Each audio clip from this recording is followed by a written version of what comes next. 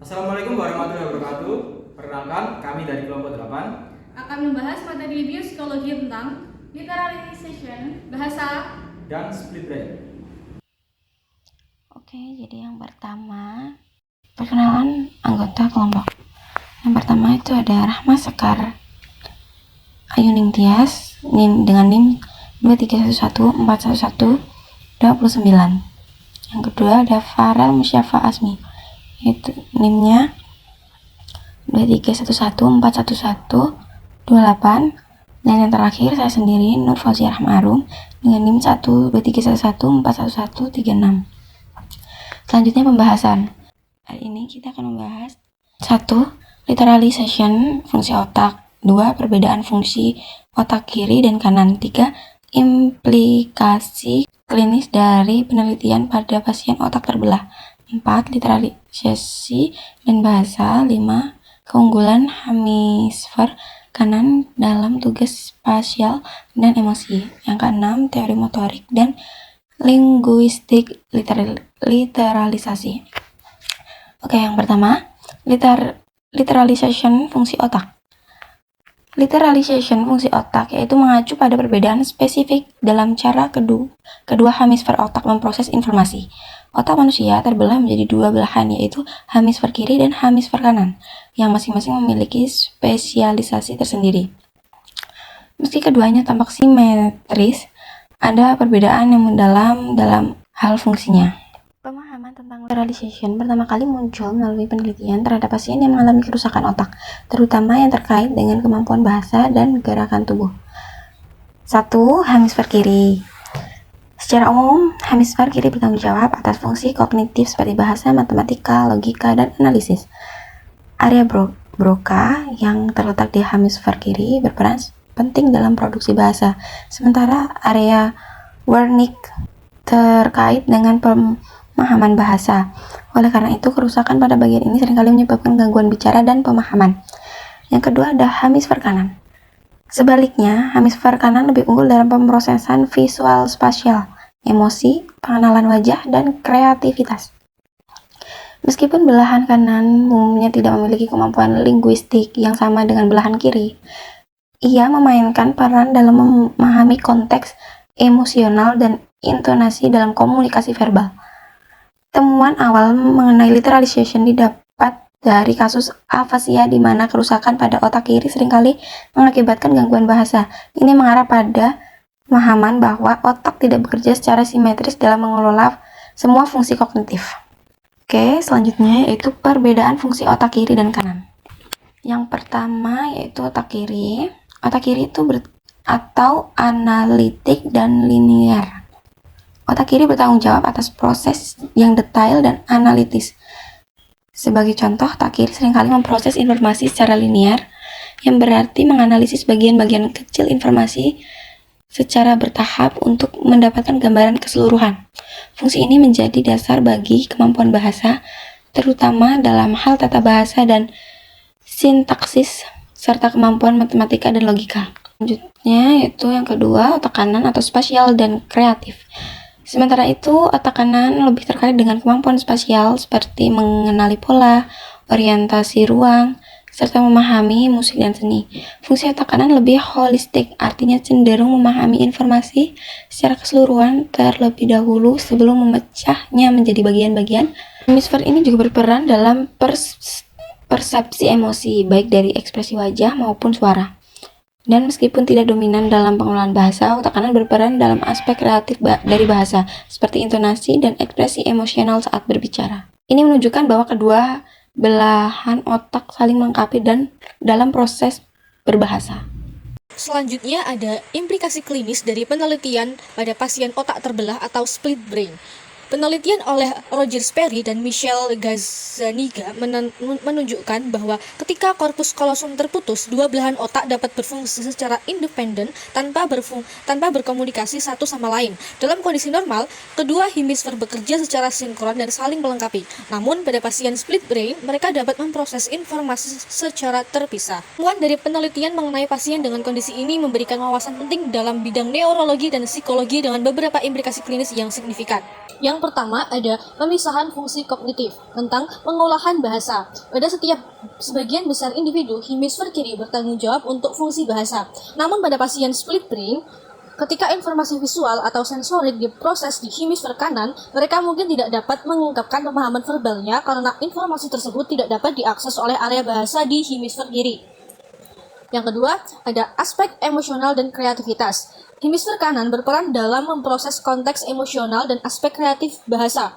Pasien split brain dapat menunjukkan kesulitan dalam mengekspresikan emosi melalui kata-kata meskipun mereka dapat memahami perasaan tersebut, yang mengindikasikan bahwa pemisahan fungsi kognitif dapat mempengaruhi interaksi sosial dan komunikasi. Selanjutnya, tentang pengaruh terhadap perilaku dan interaksi sosial. Perilaku terpisah. Pasien dengan kondisi split brain seringkali menunjukkan perilaku yang tidak konsisten antara kedua sisi tubuh mereka. Misal, satu sisi tubuh mungkin melakukan tindakan yang bertentangan dengan instruksi yang diterima oleh sisi lainnya. Hal ini dapat menyebabkan kebingungan dalam situasi sosial dan mempengaruhi kemampuan mereka untuk berfungsi secara normal dalam masyarakat. Selanjutnya ada keterbatasan dalam pembelajaran. Penelitian menunjukkan bahwa individu dengan split brain mungkin mengalami kesulitan dalam pembelajaran bahasa kedua atau keterampilan baru karena keterbatasan dalam komunikasi antar belahan otak. Yang ketiga, tentang rehabilitasi dan terapi. Pendekatan terapi yang disesuaikan. Dalam konteks rehabilitasi, pemahaman tentang bagaimana fungsi otak terbelah mempengaruhi kemampuan bahasa dan motorik dapat membantu profesional kesehatan merancang program terapi yang lebih efektif. Juga evaluasi neurologis. Temuan dari penelitian pasien split brain juga dapat digunakan untuk mengembangkan metode evaluasi neurologis yang lebih baik, memungkinkan dokter untuk lebih memahami dampak spesifik dari kerusakan atau pemisahan otak pada fungsi kognitif dan perilaku. Yang keempat, tentang penelitian lanjutan. Studi tentang bilingualisme. Penelitian yang menunjukkan bahwa individu bilingual dapat memiliki distribusi fungsi bahasa yang berbeda antara hemisfer kiri dan kanan, terutama pada pasien split brain. Ini membuka peluang untuk penelitian lebih lanjut mengenai bagaimana bahasa diproses di otak dan bagaimana terapi dapat disesuaikan untuk mendukung individu dengan latar belakang linguistik yang berbeda.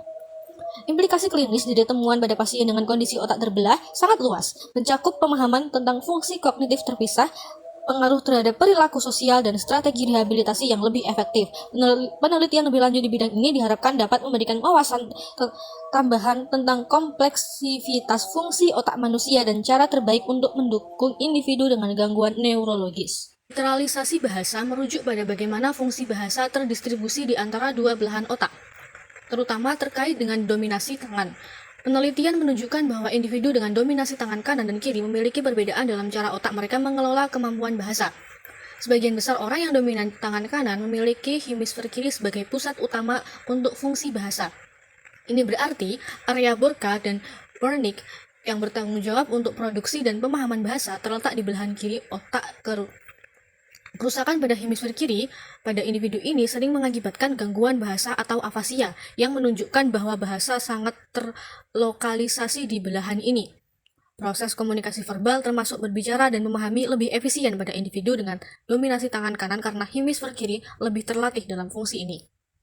Pada individu yang dominan tangan kiri, terdapat lebih banyak variasi dalam lateralisasi bahasa. Beberapa mungkin memiliki hemisfer kanan yang lebih dominan untuk fungsi bahasa, meskipun ini tidak umum. Penelitian menunjukkan bahwa sekitar 30% individu tangan kiri memiliki pusat bahasa di hemisfer kanan atau bahkan terdistribusi secara bilateral antara kedua belahan otak.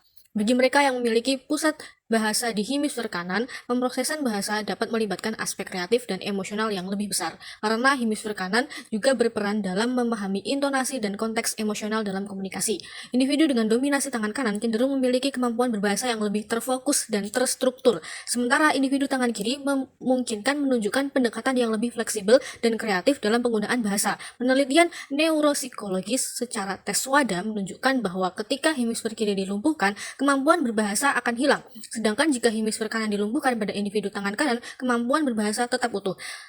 Lateralisasi bahasa berbeda antara individu dengan dominasi tangan kanan dan kiri, sementara hemisfer kiri umumnya mendominasi fungsi bahasa pada individu tangan kanan. Individu tangan kiri menunjukkan variasi yang lebih besar, dengan beberapa mungkin mengandalkan hemisfer kanan untuk pengolahan bahasa. Pemahaman tentang perbedaan ini dapat membantu dalam pengembangan strategi pendidikan dan terapi untuk meningkatkan kemampuan berbahasa sesuai dengan latar belakang neurologis masing-masing individu. Oke, selanjutnya kita membahas tentang keunggulan hemisfer kanan dalam tugas spasial dan emosi. Hemisfer kanan dikenal memiliki kemampuan yang lebih baik dalam tugas-tugas spasial dan pemrosesan emosi. Misalnya, penelitian menunjukkan bahwa hemisfer kanan lebih baik dalam mengenali wajah, pola visual, dan orientasi ruang. Selain itu, pemrosesan emosi juga merupakan fungsi utama dari hemisfer kanan. Misalnya, individu yang mengalami kerusakan pada hemisfer kanan sering mengalami kesulitan dalam mengenali ekspresi wajah atau nada suara emosional. Dalam konteks emosional, hemisfer kanan lebih unggul dalam menafsirkan informasi emosional dan dalam menghasilkan respon emosional yang sesuai. Ketika hemisfer kanan terganggu, individu mungkin menunjukkan gejala ketidakmampuan untuk memahami emosi yang disampaikan melalui ekspresi wajah atau perubahan intonasi suara. Lalu, kita akan membahas tentang teori motorik dan linguistik lateralisasi. Ada beberapa teori yang menjelaskan mengapa fungsi tertentu menjadi lebih dominan di salah satu hemisfer otak. Teori motorik menyatakan bahwa hemisfer kiri berkembang untuk mengendalikan gerakan yang lebih halus dan teratur, termasuk gerakan yang diperlukan untuk berbicara. Menurut teori ini, evolusi bahasa pada manusia mungkin berkaitan dengan spesialisasi hemisfer kiri dalam kontrol motorik. Sementara itu, teori linguistik menyatakan bahwa hemisfer kiri menjadi dominan karena keterlibatannya dalam bahasa. Bahasa manusia merupakan salah satu kemampuan kognitif yang paling kompleks, dan perkembangan kemampuan linguistik mungkin berkontribusi pada spesialisasi hemisfer kiri. Ini adalah beberapa yang ada pada teori motorik dan linguistik lateralisasi. Yang pertama, lateralisasi dalam fungsi motorik. Hemisfer kiri ada kontrol motorik. Hemisfer kiri mengontrol gerakan isi kanan tubuh. Ini termasuk keterampilan motorik halus yang diperlukan untuk menulis dan aktivitas lain yang dapat memerlukan presisi. Yang kedua, analisis tugas. Keterampilan motorik yang diatur oleh hemisfer kiri cenderung lebih analitis dan terstruktur, berfokus pada detail dan langkah-langkah logis dalam pelaksanaan tugas. Hemisfer kanan. Yang pertama, ada kemampuan spasial. Hemisfer kanan bertanggung jawab atas pengumpulan informasi spasial dan visual. Ini mencakup kemampuan untuk memahami orientasi ruang yang penting dalam aktivitas fisik seperti olahraga atau seni. Yang kedua, ada kreativitas dan intuisi. Hemisfer kanan juga lebih terlibat dalam kreativitas, memungkinkan individu untuk berpikir di luar batasan logika yang kaku. Lalu selanjutnya ada lateralisasi dalam fungsi linguistik. Yang hemisfer kiri, pertama, pengolahan bahasa. Hemisfer kiri adalah pusat utama untuk pemahaman dan produksi bahasa. Yang kedua, dominasi dalam berbicara. Kerusakan pada hemisfer kiri seringkali menyebabkan afasia atau gangguan yang mempengaruhi kemampuan berbicara dan memahami bahasa. Lalu, dalam hemisfer kanan, yang pertama, ada aspek emosional bahasa.